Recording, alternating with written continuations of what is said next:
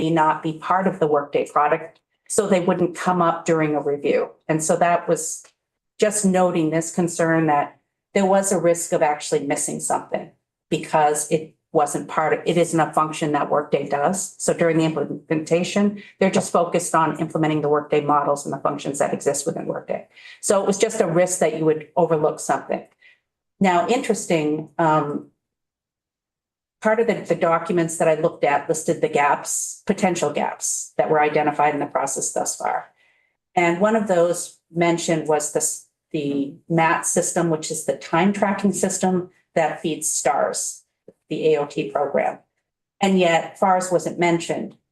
And in following up conversations with labor, they said, oh, it wasn't mentioned because they didn't identify it up front. They missed it because it's actually part of, the legacy system is integrated into the HR system. So it was missed. So that's kind of an example of the types of things that might be overlooked. I know Secretary Brown and I've had some great conversations about the work that his team is doing to mitigate that risk.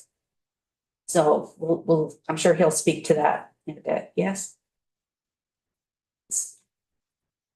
Kind of a pullback question for a second here. Sure. With Guidehouse, so who is their main, who are they contracting with? Is Guidehouse is the vendor for whom? For the state of Vermont. So they're implementing Workday. So the state didn't contract with Workday to implement the product. They contracted with a vendor that is an expert in implementing Workday. So we've had a lot of work with Guidehouse on FEMA. There's some question about some of that.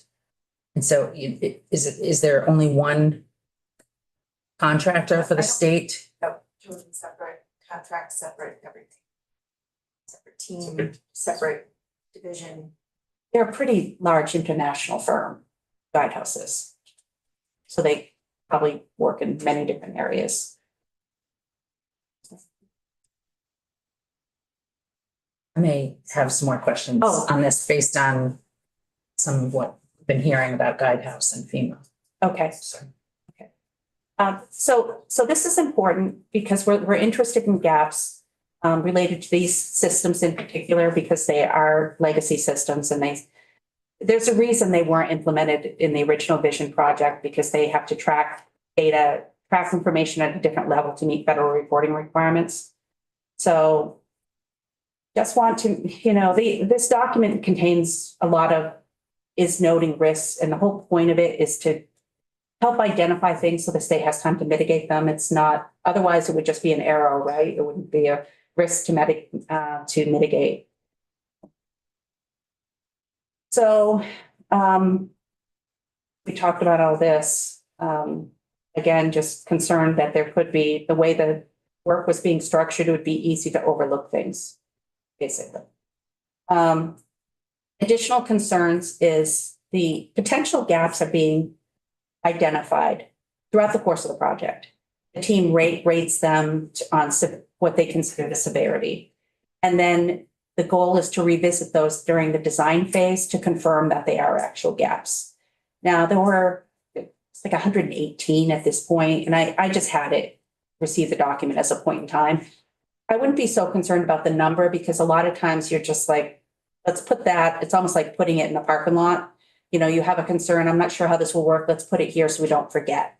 So I did go through and identify some of the ones that I found most concerning. We'll get to that in a bit. But any questions about that?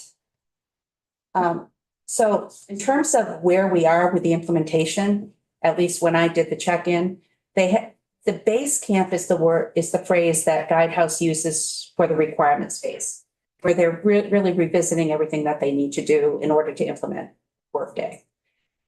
So the base camp was completed for the human capital management and the adaptive planning part of the project.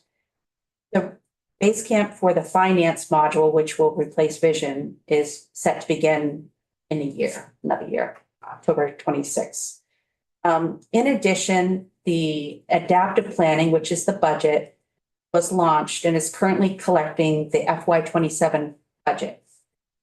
It was launched as a minimal viable product, which is really, it just took all of the functions that are in the current budget application and make sure that those were covered. And there will be additional features launched at a later date. So, like I said, the gaps will be confirmed in the design phase, which when I followed up on that is it could extend into testing. Now, I'm sure the state will talk about this because it was called out as a concern that whether or not a gap could be identified too late to really address it and without delaying a launch of one of the modules.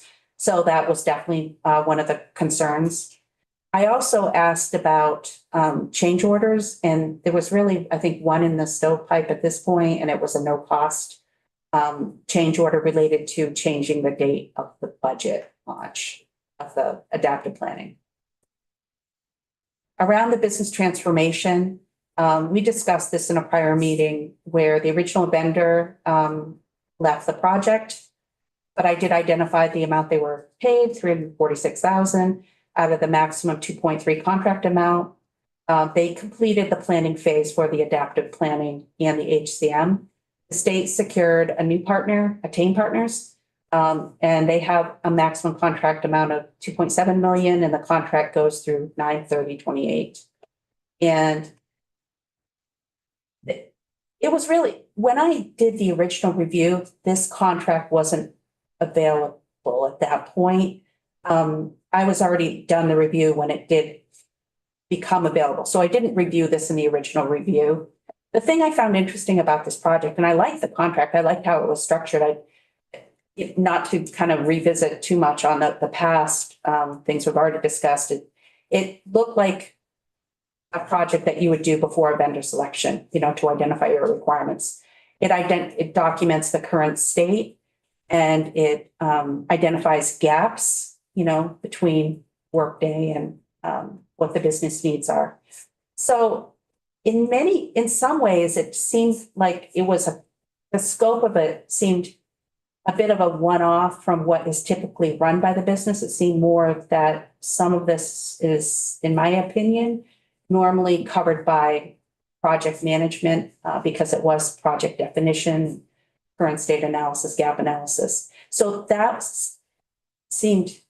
was different. I wasn't expecting so much of that. But it's work that needs to be done, and they're moving, through it. And that's a good thing. Can you discuss that a little bit more about how you wouldn't expect that to be in this contract, you expect it to be in project management? Well, project management is a competency, it's a professional competency. It's actually has standards behind it and people are trained in it. And we have an enterprise project management office. And it's just seemed odd to me that all of this work was being handled outside of that purview. It's not, I'm sure the vendor has expertise in that area and they're using that, but it's normally part of, in my phase, a project definition phase, which would happen before, to inform the vendor selection. So it's great that this work is being done. And in the first review, that was a major concern.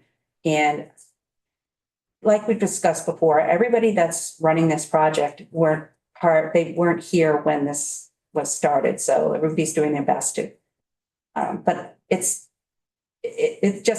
something I wanted to mention. Just so that I can understand, it sounds like this is something that was missing from before, but now it's part of a contract where you wouldn't necessarily expect to see it. It's fair to say that's an improvement.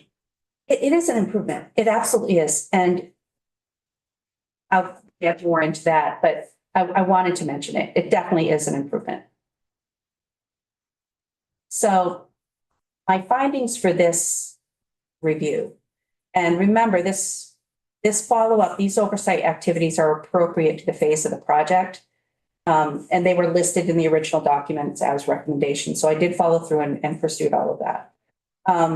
So number one, I haven't seen the original risks eliminated or fully mitigated. I think that's, when I looked through the potential gaps that the project team discovered, I picked out the ones that I thought were most important. The first being that Workday typically integrates with a third-party payroll that's like ADP. And but in Vermont, it's the state treasurer handles the check issuance with their system. So there's a chance that it might be a little bit different than a third-party payroll system. Now, the beauty and the rub with Workday is that it's a cloud system that people don't customize. You can do integrations with it, but it's just a risk. And there's also a risk, might it require a change in the system that the state treasurer's office has? We don't know. I like this gap document. It means they're looking at it. They've identified it as a potential problem. This is everything you want to see in a project. These things come up, but it's just one of the more notable gaps. The other I mentioned, which is the gap that, the time tracking system might not align with the normal functionality in Workday, but we identified that before. There was always a risk for those, in my opinion, for those legacy systems. And this is just saying the team agrees this is a risk, that it is a potential gap, and they're going to vet that and review it. There were other gaps mentioned for other separate time tracking systems that the state uses, and Sean, there's like 7 of those separate time tracking systems, something like that. 7 different agreements. Bargaining agreements, but there were there's like a time tracking system for the state police, public safety, Vermont State Hospital. Yeah. So there's some scattered around. So there were some gaps listed related to that. And then a gap in the prison reporting tool. And how this was mentioned, and I did some research on it, that because Workday, you're sitting on a cloud system with in a tenant, they refer to it as a tenant. So you're sharing that with other customers. And they put a limit on the number of rows, for example, that can be in the data that the PRISM tool is accessing, because if they just let that run away, you can impact the performance of the system and impact other users.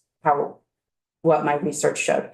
So this was listed as a gap in the document, and the workaround because you do try and identify workarounds, and these generally get more mature the more you study it. But the workaround was, okay, if we reach that limit, then maybe we remove a table from this reporting environment, and then we use the table that the client needs for other reporting. And it just didn't seem like a workable solution, and it seemed like a risk. And we've talked about this before, that there wasn't a clear strategy for reporting and accessing historical data. The contract has 1 year's worth of data being loaded into the system. And so, but we know that, just from talking with business managers, they typically have to report on multiple years for example, federal grants and, just many different use cases on why you would need that. So this, again, it's noting the gap that the team identified. It aligns with some of the original gaps and the fact that we haven't seen the strategy, though I've heard it's forthcoming, and I'm sure we'll hear about that. Additional concerns that I had was whether unexpected findings, once they move to the analysis for the finance system, whether that could impact the adaptive planning for the HR system. Because a lot of times you do the requirements before you do, for everything before you do the implementation. It does impact the speed of the rollout, but it's just a risk. Another thing that I'm concerned about is, actually, I'll get to that in a minute. It also, there were gaps related to location codes and how hierarchy in the system. So by that, I mean like who works for who in the HR system. That's something that currently isn't tracked. So that's pretty new. And it just made me think about, it's not that Vermont can't make these changes and create a new system and a new way to do things. It just adds even more complexity to the data migration, because all of that data will have to be added and or transformed when you're moving the data in. And there were, if you remember, the original review was the guidehouse contract is a pretty well boxed contract, meaning they have limits. So, they don't incur unpredicted costs, so they know they can still meet their margin on the project.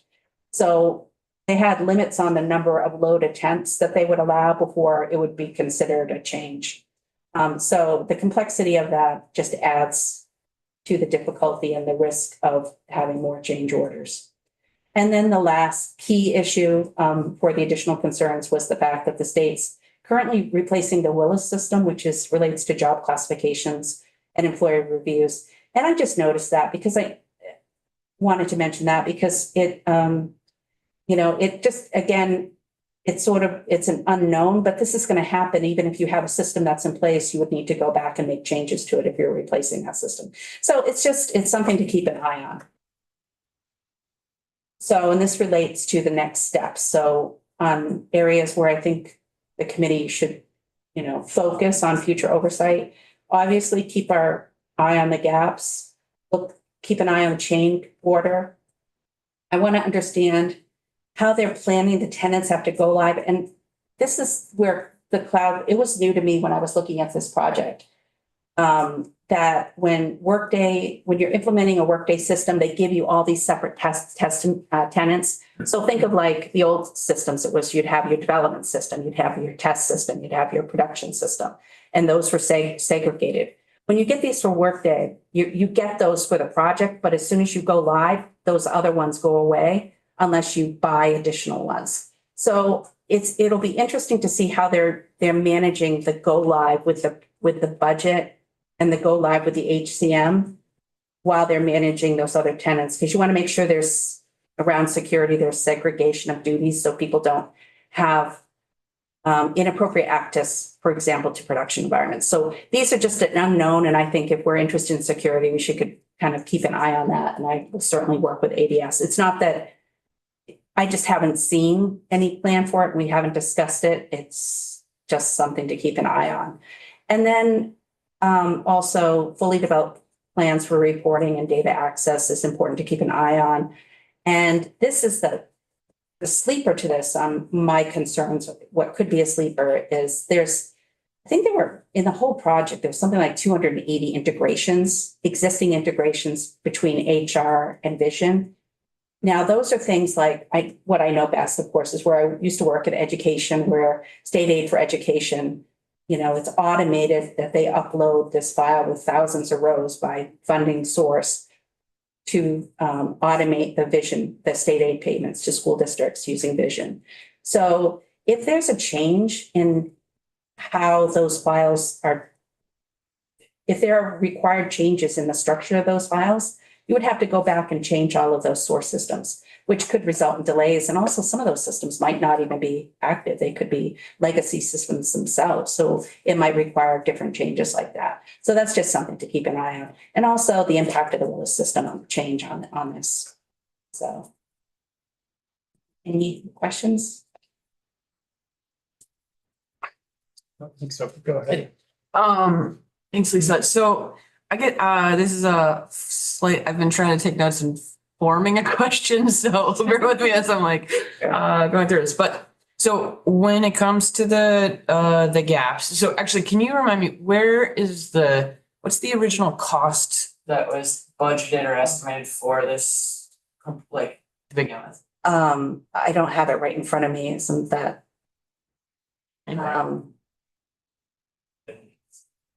There were two appropriations, for the record, that Crane received.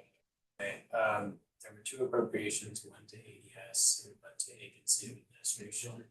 And off the top of my head, I can't remember which is which, but I think one was on the order of like $11 million, and the other is close. It's like 10 or something. I think That's right, for appropriations. So the total appropriated so far is around 29-ish, something like that. Don't quote me exactly. That's fine. Yeah, okay, that's what I thought, but is that, For the appropriations, and then Okay. the other parts of the budget, I think it was closer, when you looked at state costs and everything, I think it was close to the 60.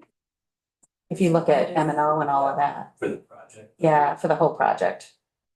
I Okay, I just a question, okay. Sorry. I No, no, no, that's totally fine, that's totally fine. So, okay, so with that, so then I'm just curious, because there was not only are there the gaps that are, categorized that I'm curious about if, I guess what I'm trying to get at is like, we have an initial budget and appropriations right there where we started at. And then given the gaps, given the fact that we're not sure if SARS and FARS would, you mentioned 25 to, oh, it's It was 25 to 35 million, so it's 50 to 70 million dollar gap potentially if we can't get that to work, right? But then also there was the gaps or for things like testing environments, which we might have to like pay for if we need those. And then I'm curious, like you just mentioned 280 integrations that could delay time, but we didn't talk about like, could those updates then also carry costs? So I'm like curious about watching this like add up. If they had to change, they certainly could impact the cost, but usually that would be something borne by the people who owe the system, but I don't know. Right, These are things to watch. They're not givens. sure, no, for sure. And Yeah. that 25 to 35, that came from the CIO's independent review from their vendor who looked at the costs, because other states have gone and just done those independently and what it typically costs the states to do that. I am curious that given the article that was shared too, they it was $93 million. I'm just like, I am curious if it doesn't really say in the article whether or not the 93 million is the final cost or if that's what they originally budgeted. And now, given the scope creep that they're talking about, That was a great article. I Yeah. mean, in terms of lessons learned from the state of Florida. They Yeah. were saying what they advised was don't discount the value of doing discovery on those legacy systems because they were committed to doing just a straight no customizations ERP implementation, and they were using a different tool. And then they said, look, we discovered that there were, I loved how they described it. They were the legacy system and its tentacles, because that's what it feels like sometimes. They're hard to find because it's all old code. A lot of the documentation is not up to date, and you really discover some really unpleasant surprises that you have no control over because it's based on federal requirements. So it's an issue. These are, like I said, this whole list, this whole document could be seen as an arrow if it wasn't really seen as an opportunity to mitigate a risk and not run into it. So I think we need to let it play out and just, I want to take this time to thank Sean, Deputy Secretary Brown. He's been so great about, providing access to a lot of documents. We've had some really good conversation about the work that they're doing. And they're doing a lot of good work. And the business people for the state of Vermont, I've always experienced them to be really just so solid and they really care about the work that they're doing. I'm seeing, his involvement in this as a very positive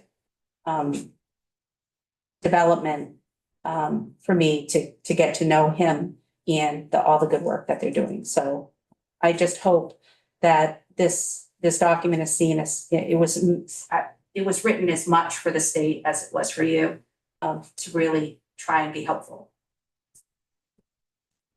Go Okay, just question about, and you might not know this, but I guess I'm just flagging, like, as far as there's a little bit of like starting to explore the risks of the limited number of rows in the system. I understand like the tax on a cloud system with not having all of the data, but then if you have different departments that have 1 year, 3 year, 5 year, 10-year requirements for data for like federal grant reporting, like it's just as much as I'm concerned about to watch like scope creep and like the increase in budget. I'm also curious about watching the risks of influx of money into the state if we can't accommodate federal grant reporting systems.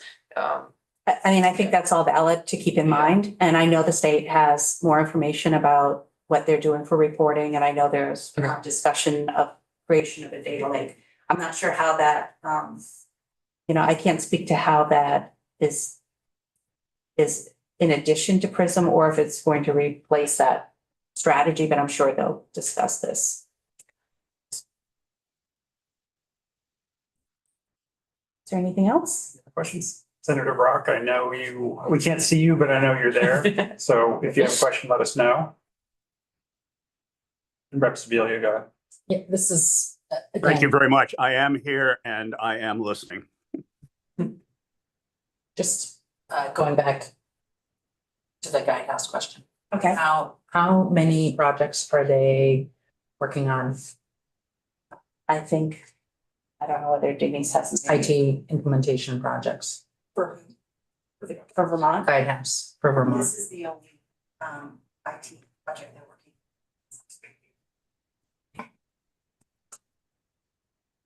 And sorry for the record, Denise, is yes, this was a pretty long-term RFP process through vendor and selection.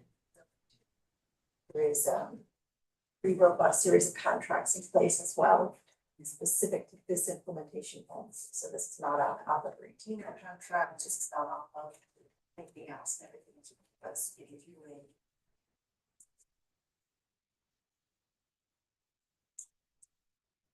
input review also identifies the detail behind that, so it shows you who the other respondents were and the determination in choosing.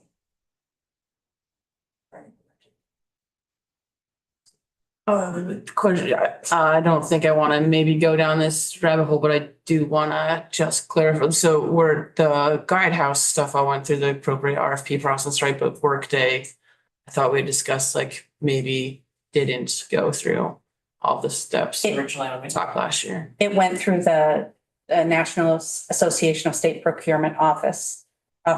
They did a contract, an RFP for vendors that met the NIST cloud services definition. And they went through that. So it wasn't for an ERP, it created contracts for all sorts of vendors that were cloud services vendors. You got it. I'm gonna do. So just I want to stay on this just for a second and not proclaim that I have a ton of knowledge about what has gone wrong with the other FEMA related.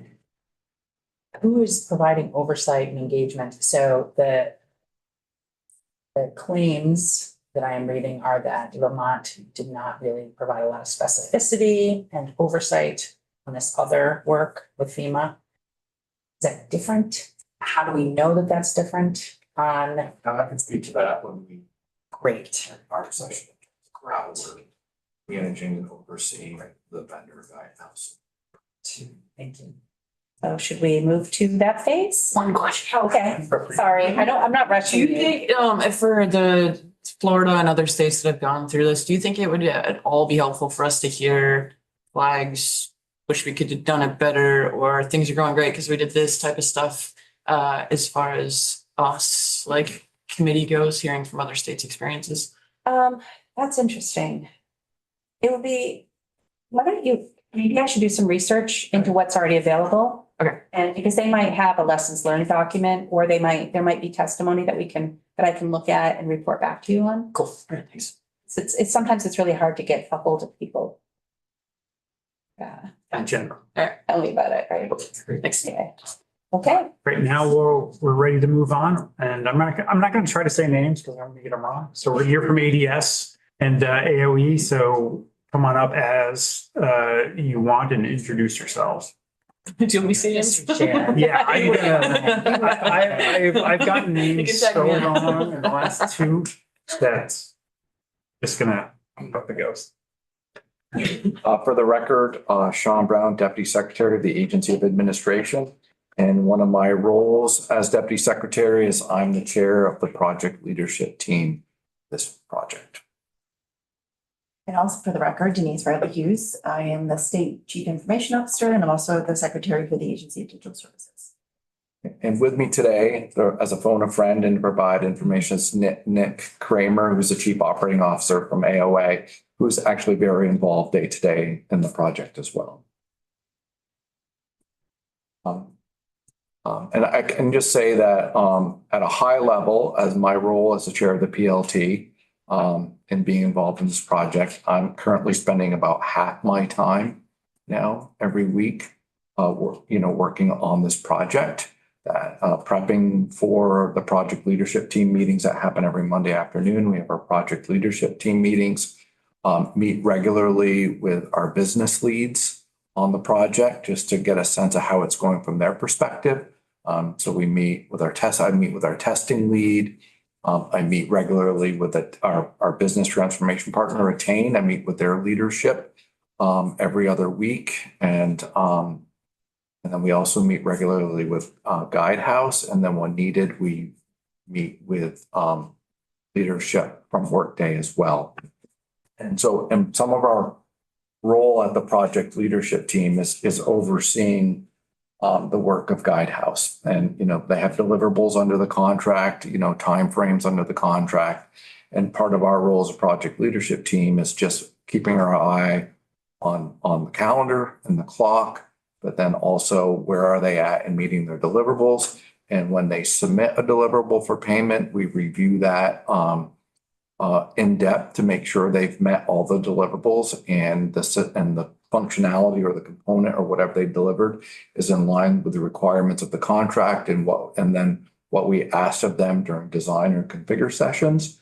And then once we're satisfied they've met those, then we sign off on as a leadership team, we vote to accept that deliverable, and then we sign off on the deliverable document, which then would start the payment process as outlined in the contract for that deliverable.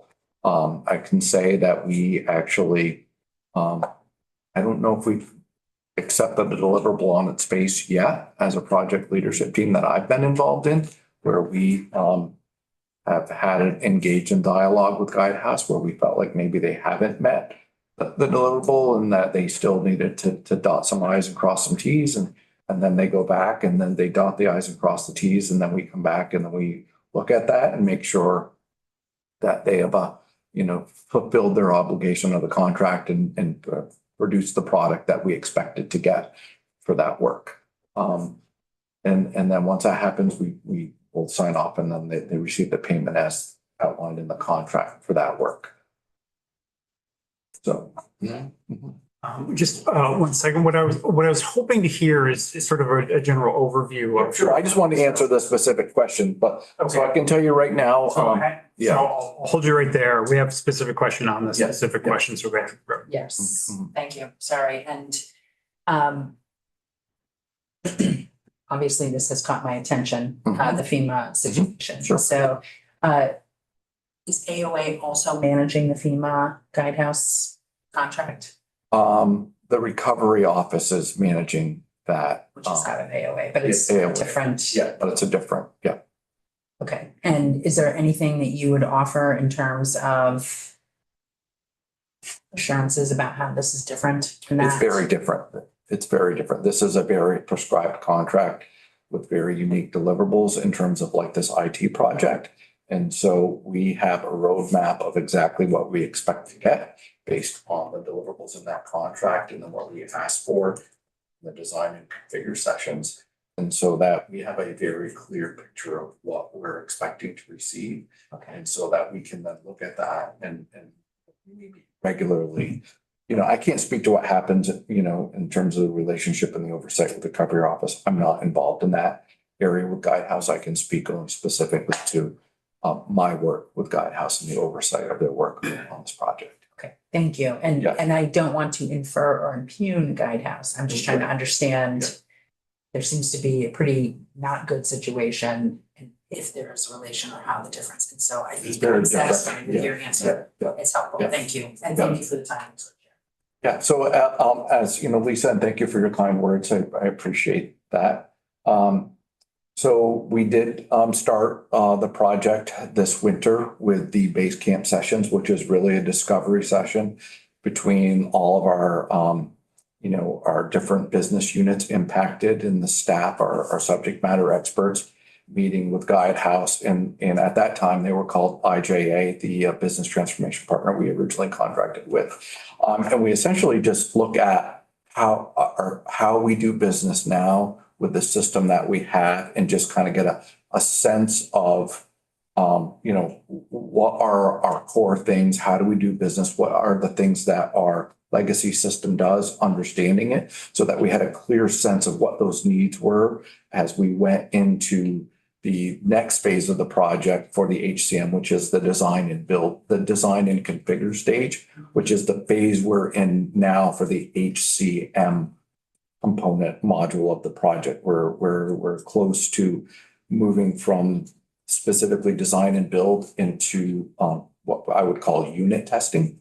That's going to happen very, very soon. We're going through a series of meetings starting in early November they originally called customer confirmation sessions, where Guidehouse would walk us and our business staff experts would walk us through the functionality that's been configured and designed by Guidehouse according to our requirements and what came out of those design sessions. And then if we're like, that's not what we thought, then they would go back and make some changes.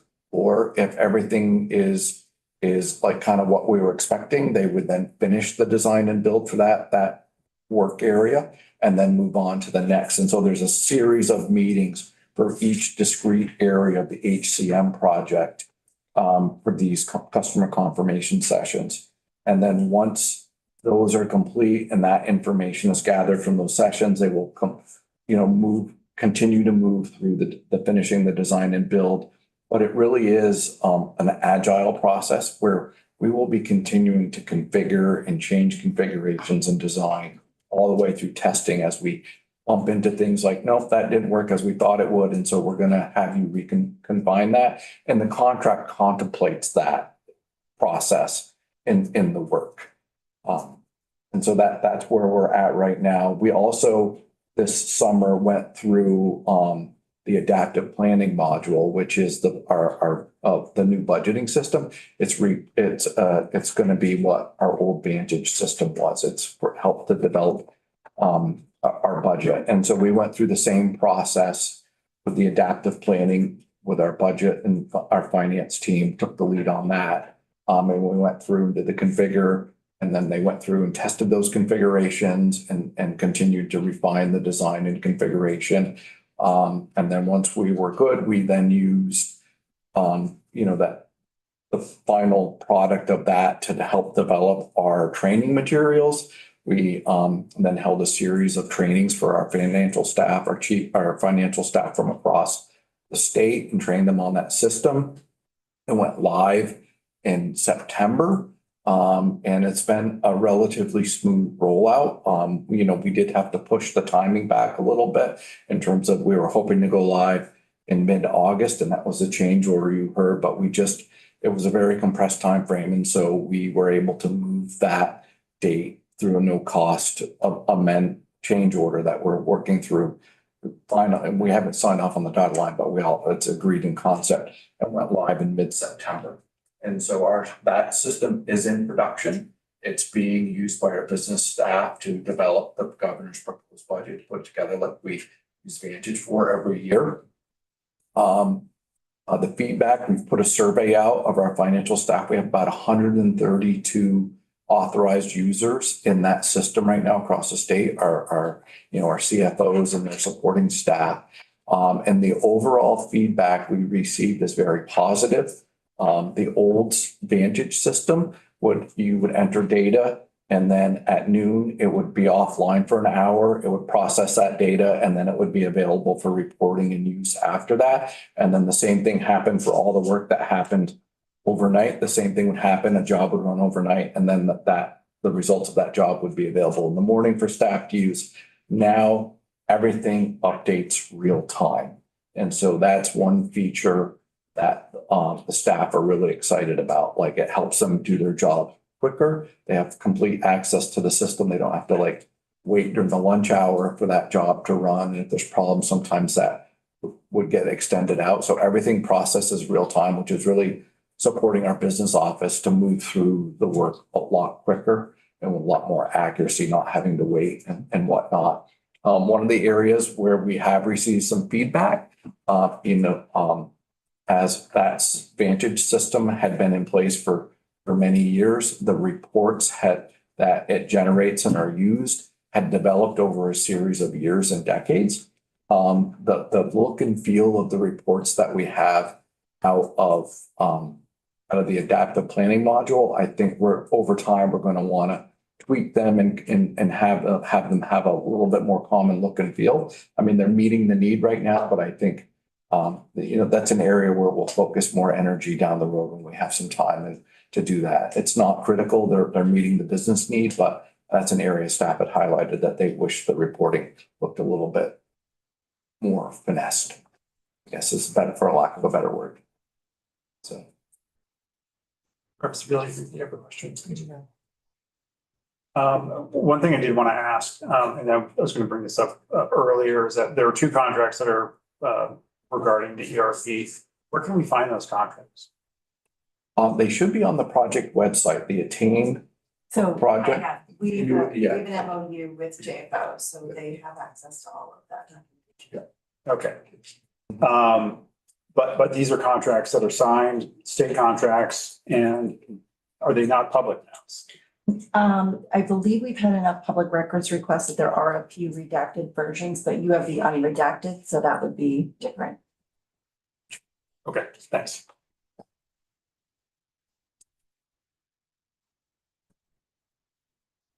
So, and one thing I would want to focus on, and Lisa spent some time on, the gap analysis and our gap log that we do maintain. And I did want to just touch on the AOT system, the STARS and the MAT system. We've had a team working, a project team, working with AOT staff for the last several months, doing a deep dive into the requirements that they need, for their reporting to the federal government in terms of time, materials, and equipment used on jobs that's critical for their reimbursement and reporting to the federal government, and just walking through those requirements and then trying to map them back to functionality in Workday.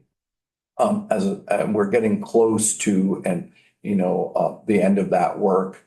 At this point, we believe Workday is able to meet all of those requirements. However, without having the financial module in place, it would be complicated to implement that during the first phase. And so we're in the process of having a conversation with Guidehouse about moving that piece of work to the second with the financial module and implementing it at that time. The other thing I would mention is this is an area that other states are working through as well that have implemented Workday for their systems.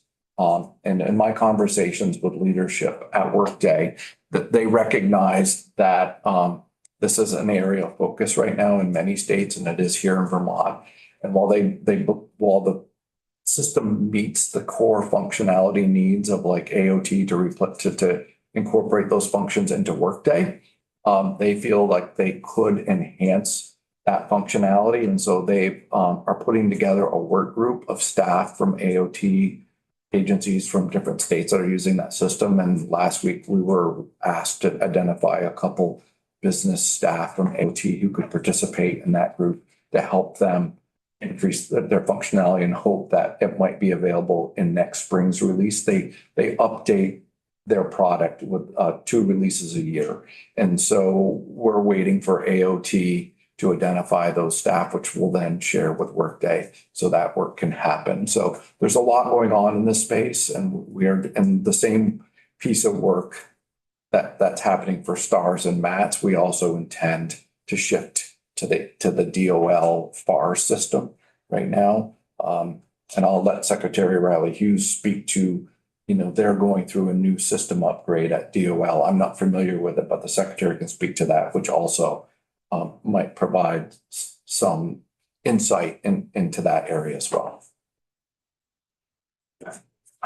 Just before we go off of that, so there were gaps for AOT, Department of Labor, and AOE time tracking system. So I'm just curious, it sounds like you might have a plan for the AOT piece. Do you also have representatives from the other agencies that are involved in this to identify the gaps? So we have a change agent network is one of the groups that's been created through the change management team. And this is all volunteer-based engagement. So these are folks that want to make sure that their voices are heard. So that's one area. We also have the governance model and the governance team that's in place, which is representative of quite a number of departments and agencies.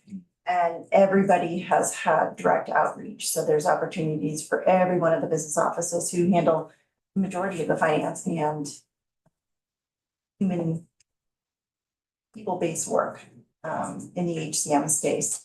So we started doing an analysis a couple months ago around who we've not heard back from. And so there was a proactive outreach to make sure that each one of those departments, organizations, or offices were included as well. And so the goal is to make sure we have 100% capture up to date now, which I believe that we are there. And many, many opportunities for a lot of participation, which would also include members of legislature, members of Ledge Council, Joint Fiscal Office, Judiciary. Everyone who will be a user of this system has been invited to participate and join the design and configure sessions, join the base camp sessions. And we had good participation throughout those sessions, which was encouraging to see. And the goal here is we will continue identifying ancillary systems and environments, and with what is happening over at VDOL right now and replacing the UIM system. The integration of the business process along with the financial components, so like timesheet and finance and the public side, has been very tightly integrated in some of these legacy systems. And so making a decision around where the least amount of impact is, where the considerations of costs are, there isn't anything that we've come across right now that we would determine to be not inclusive of this project. It's just a matter of whether or not we treat that department or that agency a little differently to not create that multiple changes across multiple releases and give them an opportunity for reprieve and do a one-time.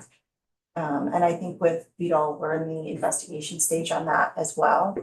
And although Guidehouse is the implementation partner, Workday has been very engaged in a lot of the executive sponsor meetings and also the outreach around customer service, customer success, so that we do have that representation and make sure that we're not the first ones to the table. We're also working with about 6 or 7 other states right now too, around how it's going. Why did you make these decisions? What are the things to avoid? And there are some things that we've accepted where we launch with HCM first. And well, we launched with Adaptive first, and then we launched with HCM and then finance, is that we do know that there's going to have to be some reconfiguration Interim configurations. on the HCM side that we can't do today without the finance piece live. And so that's baked into the deployment approach. It's almost like a Vermont farmhouse is always the best example because everybody could relate to it. You're going to have some folks that while they're in the middle of construction and updating all of the rooms, they will still live in the house. And you have other people who want to wait until everything is done and then they'll move in after. And I think that we have a couple of those scenarios where folks would rather wait. But we've got to make sure that we can maintain operations and administration of state government through this process, while at the same time maintaining security of really sensitive information. Are you confident at this point that that Workday can accommodate all of the needs of stars and FARs? And if you aren't, then what is the plan for having, like, do you have a backup plan at all? So I'm confident that it will. I think that as we go through the both documented or undocumented business processes from across departments and agencies, we've identified that there are some systems doing things that wouldn't be considered HCM, finance, or budget. And so those wouldn't traditionally be involved in that ERP system. And so we're looking at those as other non-ERP needs, and whether or not it becomes a separate project or it can be met in a different way. the extensibility of Workday and their partner network in that space is pretty significant. So I have not seen anything yet where we don't anticipate being able to meet the needs either with an existing investment the state has or with Workday. Yeah, I feel like to help me, Denise, I feel like I heard two answers there where we are confident that it'll meet the needs of Sergeant First, but then that also could potentially fall under ERP, so it is maybe a different project, but also like, Well, there's an element of the unknown. So I think grants has come up quite often. And so from an internal administration of grants, the Workday system is built to do that. What it's not built to do is deliver public application access or determination on award. And it's not that public interface of the grants piece, which that's not what you want out of an ERP system anyways. So those little things. I guess I'm focused more on the finance piece of things, which I know you guys were talking about, so especially when it integrates with DOL and AOT and AOE and all that kind of stuff, so I feel like I'm still not necessarily getting an answer on confidence and I'm confident, cost. and I think if I did say that, I'm confident from a cost standpoint, the costs that we have baked in are already built into the project costs. So you don't see any scope creep or budget creep for needing to accommodate stars and FARs and Not that at they're this covered? When will you know that, and kind of like as far as like thinking about reporting and requirements gathering and that kind of stuff, like what is the timeline of when we should expect that? I want to at least in the very least wait until after they have the peer session. Yeah. Because we do understand that there's a lot of integrated projects across state lines that wouldn't necessarily be independent of just Vermont. So I'd want to at least wait until that. When is that? Those start in the next week or so, early November, I believe is the first site. They may start next week. There's a long schedule of meetings. You know, like half day for each subject matter or area of the system that we're focusing on. Okay. This all feels very unclear, timeline, all this stuff. So I am unsure of how to get actual answers, but what are you? Would you answer in a different way? But I would say. I heard we're confident, but then we're also unclear and we've collected the requirements from AOT of what the needs are there. You know, Guidehouse has those. In my conversations with leadership with Guidehouse last week, they are confident that Workday will meet those requirements. I think the concern is not that and I think it's when is kind of where I'm focusing my energy right now is like it was scheduled to happen in the HCM, but without the financial module, Sure. you basically have like a face of a system and some base functionality, but it really doesn't work the way you want it until you have the financial system supporting it behind the scenes and those connections. And so that's where you may see a change order coming in the near future. And we're having those initial conversations now about changing it from the first module, the HCM module, to the financial module, and so there'd be a change in time and schedule for that, and then also understanding if there's any financial impacts to that change. Yeah, and I guess like, so when you get to that point, if you're switching things around, you're doing a change order to like move the financial model, and then you can't really figure out the rest of the stuff until you've got that piece. I'm just curious about calculation of risks of, like, is there any anticipation that this won't work? And I mean, it sounds like not. It sounds like everybody was confident that there's not going to be any issues. There's not going to be more costs. There's not going to be new systems that need to work outside of Workday. Workday's fine and it'll meet all of our needs and we'll be on budget. So the risk calculation is determined based on what makes the most sense, highest reward, lowest impact. Well, let's specifically speak about AOT. Right now, the least risk approach, from what we understand, I haven't been in all of the meetings, is to wait And they're gonna come back with more information when they have an opportunity to talk with their peers across the country and what they are doing and how they've addressed certain things. Nothing has stood out to any of us that has said, this isn't going to work. And so And that sounds we're on great for, top of this. yeah, sure. And so that's what I would consider to be risk mitigation and risk management Okay. in that particular scenario. I hear that for AOT. So again, like there are other systems in DOL. So like across all the departments, agencies, we're feeling confident about this meeting system for every department that needs it to work for our financial systems. SARS and FARS replacement without a ton of extra scope creep and cost. Cool, great.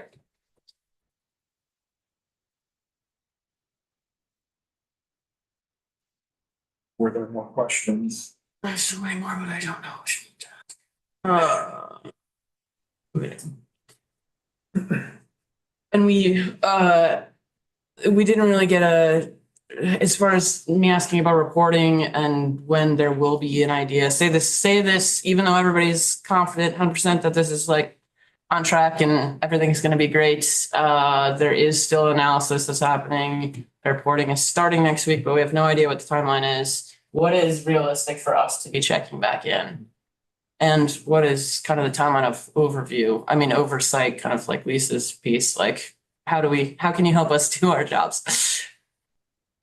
I mean, I would leave it to the committee's discretion, but we're always happy to come back to report whenever the committee feels they need an update. To be honest with you, I'm always happy to come in and share where we're at. I'm always happy to appreciate working with Lisa and her perspective, to be honest with you. And so, I'm always available to come to the committee.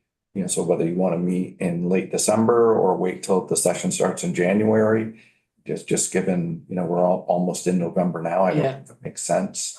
That's great. Thank you. I mean, I super appreciate the willingness. I'm curious, like if there's a difference between being willing to come in and actually being able to have enough information for answers. So I guess like realistically, when do you think? I would be happy to commit to getting a summary of those sessions and we'll draft it and come up to the committee. And Senator Brock, I just want to check in with you. Looks like you put your camera on. Did you have a question? I do. And my question really goes to kind of a higher level than some of the things that we've been talking about today. I'm concerned, and again, for both of you, particularly for Secretary Riley Hughes, whether or not this would be best handled in executive session than otherwise, but I'm concerned about the two areas that drive much of what we do. One is staffing and the qualification of staffing, and the second is money and the availability of the money that we think we're going to have. So starting with the staffing question, I would be interested in knowing whether or not there are staffing issues that the agency or elsewhere in state government that we have right now, or for that matter, in vendors that you know about, in which staffing levels for critical positions aren't what they ought to be, or there are critical shortages of people who really drive the result. And if there are such, we would just like to be aware of what they are. And again, I will leave it to you as to whether or not we do this in public session or otherwise. The second area is funding. We know what our state funding is. We know about the chaos that exists in federal funding.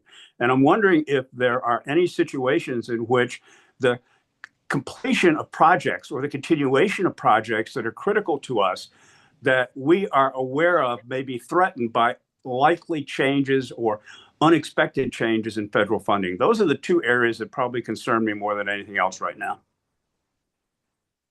So the question is this something that you want to talk about today, or you think that we should talk about either in another session, either an open session or in a closed session? I think there's elements of that we can respond to today, and others that you may want to choose to go into an executive session on if there are rules that you're following, and then ones that we would be able to come back with because of unknowns versus tracking the what ifs versus knowing the actuals when it comes to any federal impacts.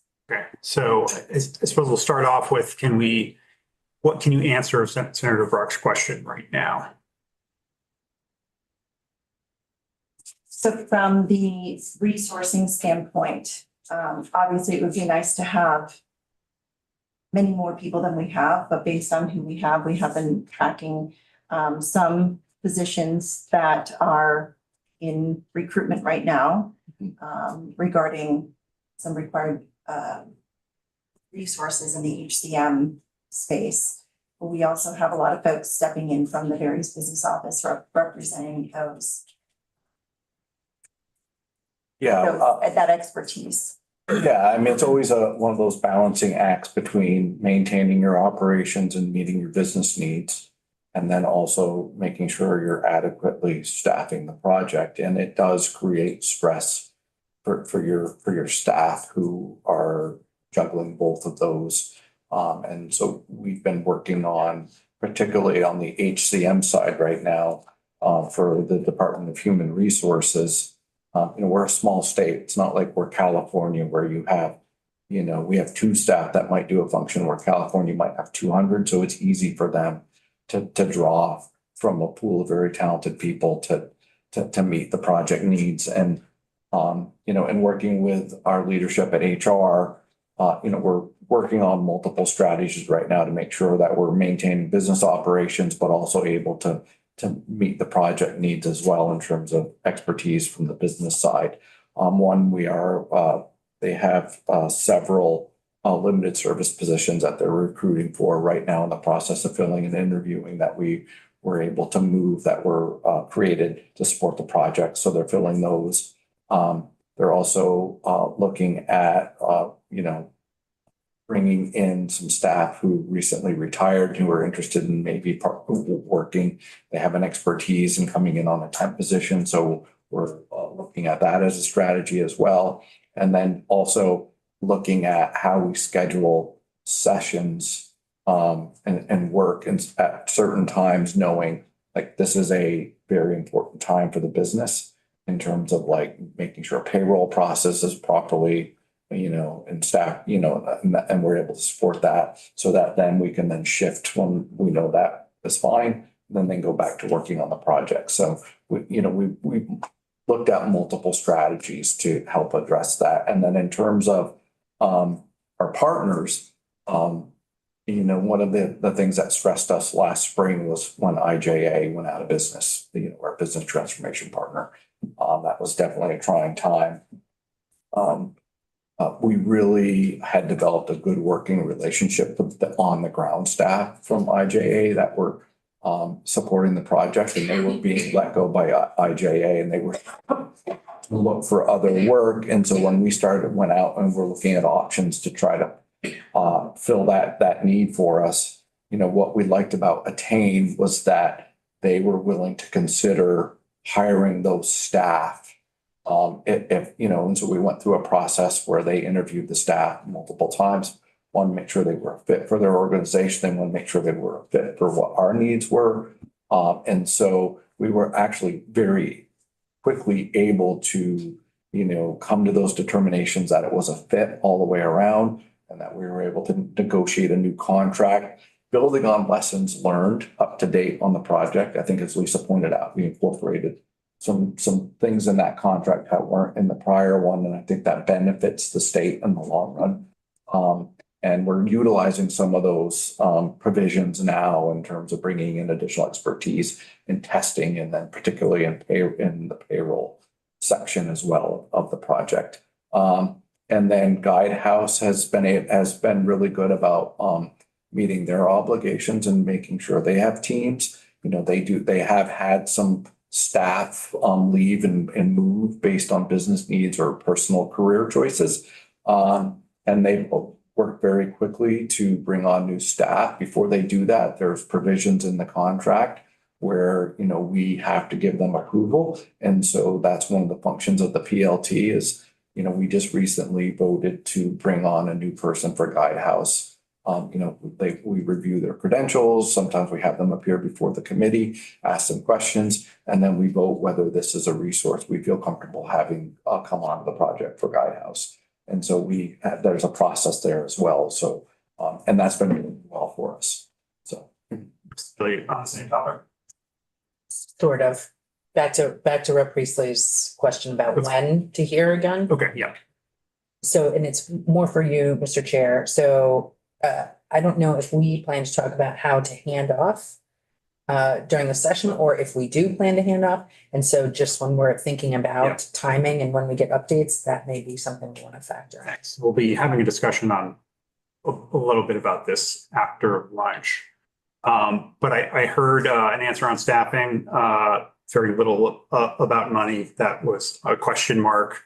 So I was going to ask Senator Brock, did that answer questions that you had? That was the first question, I think. The answer. Well, it does, and it doesn't. It does in that I get a sense for where you are and the kinds of things that you're doing to mitigate the risks that you identify. The question is the extent to which we have people who are single points of failure, if any, or close to it, and is there a strategy in place in the event that there is any loss of staff, or is there any missing staff right now that you consider critical to the completion successfully of what you're trying to do? I've heard that there are some things that you're doing, that you have measures in place, that you're working with HR at the state level to deal with them, but I don't get a sense of whether or not what you're doing is successful to the degree that you want it to be, or whether or not you feel that there are significant threats that ought to be brought to our attention. On the staffing Yeah. question, are you comfortable? Are you comfortable going deeper into this to answer? I could touch at it at a high level. I want to be careful not to identify specific staff. But I would say that is a concern. Like we have some really talented subject matter experts and business leads who are integral to the project. And we have our finger on that pulse about, we want to make sure that staff aren't getting burned out. We want to make sure they're feeling supported. And that's one reason why, COO Kramer and myself meet regularly with our key business lead, who's the chair of the project management team. I don't want to identify that staff member, but we meet every week with that person to make sure, to get a sense of temperature of how's her team doing? How are they feeling? Are there roadblocks or frustrations? What can we do to help support them? And we have a really open and honest dialogue every week with that individual, because that is such a key individual for the project, and actually her team is key to the success of this. And so that's our main strategy of having our finger on that pulse as we meet every week with that individual to just really make sure that they're having the tools and the resources and the time to do what they need to do, not only on the day-to-day side, but also on the project side. And we strategize and bust through barriers and roadblocks to help them be able to move forward and not have to worry about some of these other things that can bog them down. We try to be that relief valve for that team. Right. I'm concerned, as I think probably we all are, about single points of failure. And if there are single points of failure that you identify, we would just like to have comfort that you're aware of what those are and that you have a strategy to mitigate those single points of failure in the event that the worst case happens, and that you've thought about it. I assume that you have, and I hope that you will. Yeah. I appreciate the question Yeah, too, and absolutely. concern of the committee and Senator Brock, because that is usually something that we would live on our own. And so to have it come as a question from the committee is really appreciated. Moving into a modern system, it's not just a modern technology system that you can actually buy today. It really is about modern business process and modern workflow. And so the whole effort here will minimize and reduce that approach of single point of failure, which is something that I think a lot of programs depend on, is that one voice, that one person, and the institutional knowledge. And this will allow us to look at standards and standardized workflow that repeat and work for everyone, so that we don't lose that mind share if that person does leave or gets burned out. Before we move on to the money question, I was going to mention that after we go through all of this, I'm going to ask if there's further answers you could give now if we were not in public, or if there's a time later on, that would be a better time to perhaps either have the non-public conversation or you might have more answers. But want to give you that. I'm going to mention that afterwards. But the availability of money question from Senator Brock, is there an answer that either of you can give from that? So with Nick Anderson, Deputy Secretary Brown, Secretary Clark, Commissioner Gresham, Deputy Commissioner Hardy, Merrill, and myself, we're working really closely to ensure that there is a financial supportability plan, both short-term and long-term for this project, so that we don't come into a point of an emergency or we don't have those issues. And so having that mind share where we're all looking at things from our own area it has been really helpful, and it comes up often. It comes up in most of the ESC meetings as well, but you'll hear something collectively from us, I would say, during session. Is that fair, Nick? Is that the right timing that we talked about? Yeah, I think if I might, we're assessing the budget and where we are in the existing appropriations and the ongoing need. It's an ongoing piece of work, and it's clearly a large undertaking. I think Secretary is right. There's clearly going to be a need for more funding. I did want at some point, and I think we're still masticating on that, to touch on one very specific aspect of Senator Brock's question that I heard, which is like the general concern we're all experiencing right now, given federal volatility. I just wanted to underscore, as this committee is aware, this project is entirely state funded to date, right? And so there is no immediate nexus with federal ups and downs that would impact this project. I mean, that being said, the state's budget globally relies on a significant amount of federal funding. And as part of this, the work of this session, we will all be grappling with how do we adjust things based on changing realities. So I don't want to make the claim that the federal landscape has no bearing on this, but the bearing is removed, and the funding streams that we have currently are not affected by what's going on in Washington. Well, thank you. That's comforting in a way, but since all of state funding is part of really a big pot, a loss in one place of significant amounts of federal funding that we depend upon may cause us to make decisions in other places that may limit projects. And that's a case of prioritization of what goes first and what goes later. Where does this project lie in that overview? Is this something, for example, that is under risk if we have a significant loss elsewhere? Or is this a high enough priority that you believe, based on everything that you know and all the meetings that you've been in, will survive regardless of how much money we lose someplace else? And I would defer to Secretary Riley Hughes somewhat on this, but this is a very important project to the state of Vermont. This is a transformative project.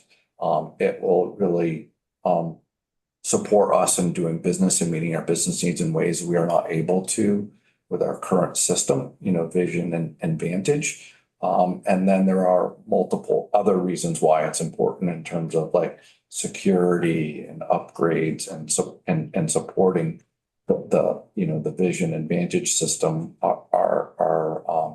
there's issues there, and I would defer to the Secretary on those in terms of security and our relationship with who we license that system from as a challenge. And we had some experiences with them this fall in terms of where they were looking for a significant increase in licensing fees that we had to push back significantly hard on. And so there's many reasons why this is a critical system and project to continue to move forward to completion from the state's perspective. And the only thing what I would say, I would use the word critical. So this is a critical system for the future operations of state government. I had not expected to see that as a negotiation or a negotiable on what's necessary and what's needed. And the fact that it does not require federal funding to it's not impacted today directly by federal funding. all I can say is, and maybe it's too direct, is that the juxtaposition of the two issues have not actually been a conversation that I have had with anybody.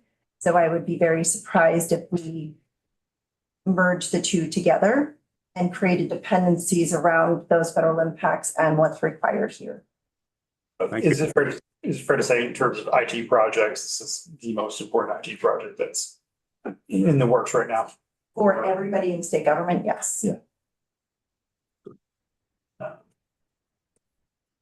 The work that we're doing around building service-based costs as opposed to transactional costs and how ADS supports state government, that will also create some long-term visibility around where we're spending costs around resources and technology and things that we haven't really had that visibility in a chargeback transactional approach. And that would also be aligned to the work that we're doing in Workday now and into the future.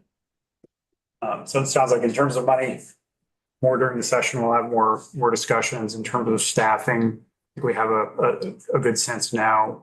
If we want a more in-depth conversation, we'll reach out and see if that'll be public or not. So Rep. Sevilla, you had a question before Senator Brock's question, Which you answered. which we've got. Okay. And Rep. please. Yeah, two questions. One, do you foresee any change orders in the like guidehouse piece of all of this project? I would expect change orders. Yes. So the one that we had last time was a scheduling change order because we wanted to be very prescriptive about deliverables, what our expectations are. And so if we increase our expectations a little, we're going to want a change order because that legally protects the state and it allows us to not have any discrepancies in those outcomes of the project. So I would expect change orders to come through, and Lisa Govan does have access to everything in our project site. Okay, and then the other one was, can you just expand a little bit on the prism, the kind of Yeah, limitations there? so there's no limitations, and I want to make sure that that's clear. The way that we are looking to build the data approach is to look at active live data that is necessary now and start looking at the need of retention policies and where we look at offline data or inactive data and separate that out from the demands of the actual system in use. And so that's the approach that we're taking to data. So will the reporting still be available? Absolutely. But we have a lot of resources to store data, not in a core system, which in my opinion is a risk mitigation strategy around proper security posture. And that's why we're doing what we're doing. So it's not a limitation, as a choice. Sure, I would guess the amount of data that Prism can hold sounded like limitation that was outlined in the report, so speaking to that, but so as far as the Prism piece, if we're talking about having inactive data or data that's sidelined outside of Prism, do you foresee costs there as far as trying to navigate to kind of systems that are being accessible for reporting for grants, for like federal grants? Well, given that we are managing about 40 systems today, 2 is going to be okay. Sure. I guess the cost was. So the cost piece, we are already paying 4 levels of compute costs today around ancillary storage. And so that's part of that financial model that we are looking at long-term, because some of those are already paid under general fund today and they go away. But yes, those are all being considered as part of that TCO and also part of the ongoing operating costs of these environments. I guess a related question is like a change management piece with people and access and things to the reporting, like, That's all. could you actually explain a little bit how that works though? Like what the plans are for bringing people Probably along? cover some of that in a future executive session. When we start talking about how we're architected and where data is flowing and how it's flowing, it puts us at a risk that I'm not willing to do that. Okay. So Fair enough. And I think you answered this, but just for my benefit. So we've got, your agile design practices where you're flexible in developing the program. And then you've got change orders. Can you give us kind of example of, what would be something that's just in the midst of the design, that's something changes, you're going to move with it versus something that's going to need change? And by change order, I take it as something more or less like a contract revision. Yeah, so like right now with the conversation regarding the stars in the MAT system of AOT, it was intended that that would happen in the HCM module.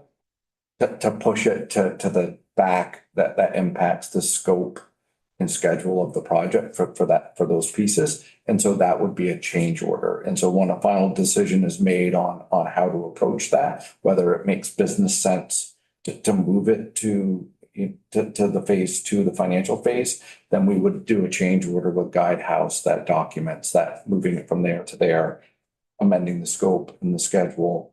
And then also if there's any cost or savings to that move or not as well. And what would be an example of something that you're just flexible with, just part of the contract right now? Yeah, I would say a piece, and I think Lisa touched on this, like we went live with Adaptive and there were two components of Adaptive we didn't go live with. One is capital planning and the other is revenue. And there we just need to figure out like when do we want those to go?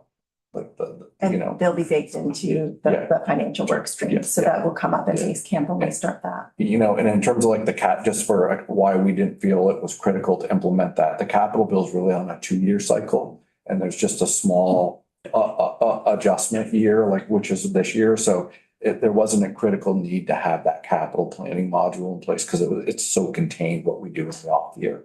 So of the capital planning cycle. So.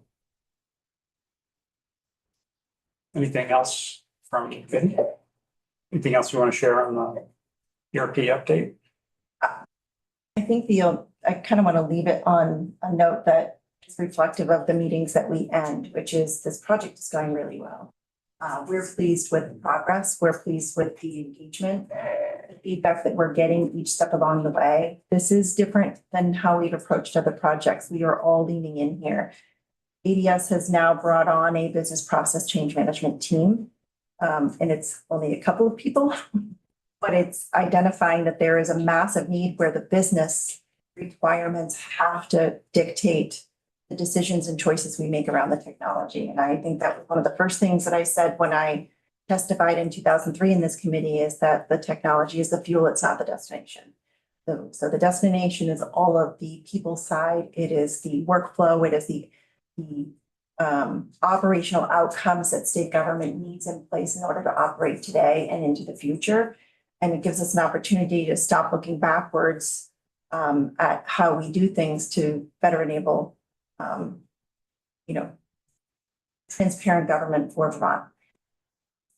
The sessions have had so much engagement from users, and while life is frustrating, so you'll always have areas of frustration. From out of all of the projects that we're managing, this is the one that I am most proud of. I am most excited for the agencies and departments, and I'm seeing folks come together that never had a chance to collaborate among other agencies and branches and divisions and offices before, and they're solving real problems together. So there's a lot of positivity coming out of this.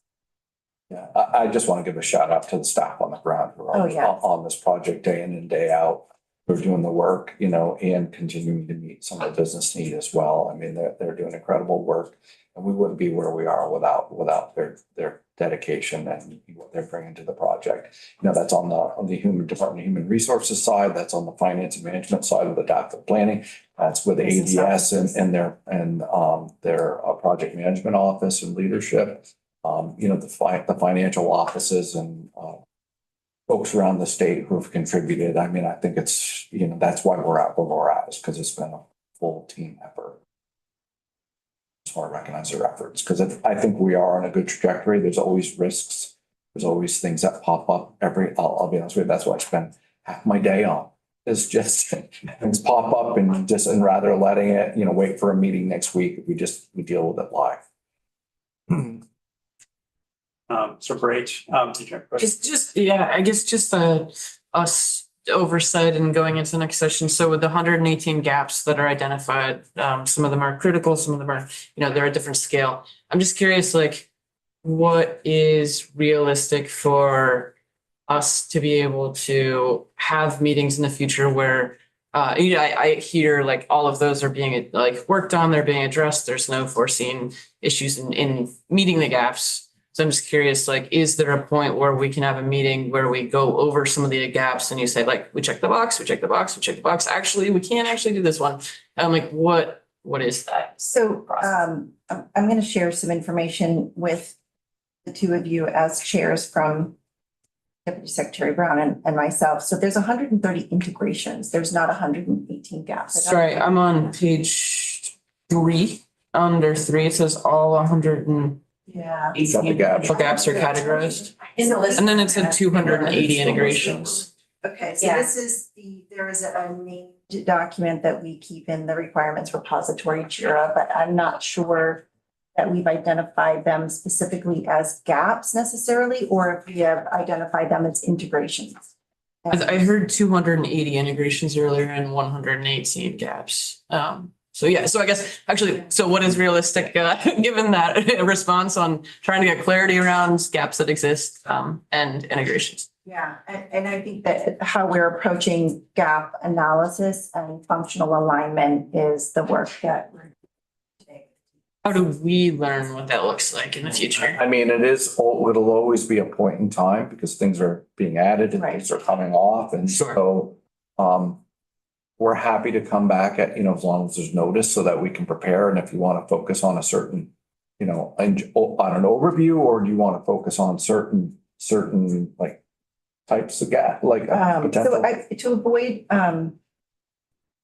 missing some of the bigger picture, what my recommendation would be, there's 2 target areas specifically that I'm hearing in both Lisa's report and what you're asking for. One is in BDOL with FARS, and one is in AOT with MATs and STARS. And so we've got an approach that we're taking with both of those. We will commit to drafting a memo before the end of the calendar year on progress, regardless of whether or not the sessions have completed, to at least let you know where we're at to date. And we will share with you any decisions that have been made, any alignment or commitments, and if there are change orders that would be associated with them, what they would look like. So I would prefer that we do 2 separate, so that if we need to put any detail in them, you're not looking at a 5-page memo, but you could be looking at maybe 2 2-page memos. I'm okay with a 100-page memo, honestly. But yeah, thank you. Okay. Nothing else? We can adjourn. Thank you for your time. Thank you. Thank you.